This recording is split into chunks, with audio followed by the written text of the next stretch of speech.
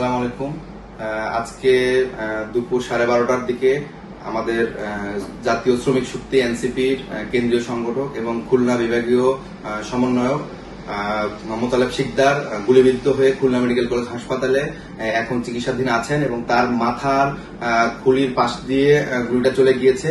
তবে তার অবস্থা এখনো খুব বেশি আশঙ্কাজনক না, সে কথা বলছেন, কিন্তু এখনো তার পুরোপুরি অ্যাসেসমেন্ট হয় নাই। তাকে সিটি স্ক্যান করা হবে এবং তার ডিটেল শারীরিক কন্ডিশন সম্পর্কে আমরা আপডেট দেব। আপনারা দেখছেন যে এই ফ্যাসিবাদী শক্তি একের পর এক আক্রমণ করছে। আপনারা দেখেছেন যে আমাদের শহীদ উসমান হাদি গুলিবিদ্ধ হওয়ার পরে আমরা দেখলাম যে আমাদের ধানমন্ডি থানার এনসিপির রিমি অস্বাভাবিক মৃত্যু আমরা দেখেছি। তার পরবর্তীতে আমরা উত্তরাতে আমাদের এনসিপির নেতাকর্মীদের উপরে হামলা হয়েছে এবং মিরপুরে তাদেরকে স্টেপ করা হয়েছে এবং তারই পরিপ্রেক্ষিতে ধারাবাহিকতায় আজকে আমরা দেখলাম যে আমাদের এনসিপির যে শ্রমিক শক্তি, জাতীয় শ্রমিক শক্তির কেন্দ্রীয় সংগঠনকে খুলনায় গুলিবিদ্ধ করা হয়েছে। শুধু ঢাকায় না, ঢাকার বাইরেও প্যানিক ছড়িয়ে দেওয়া হচ্ছে। আপনারা সবাই সতর্ক থাকেন এবং আমরা বলতে চাই যে এই ফ্যাসিবাদী শক্তি বাংলাদেশে যতক্ষণ থাকবে ততক্ষণ পর্যন্ত একটা অস্থির পরিবেশ তৈরি করবে।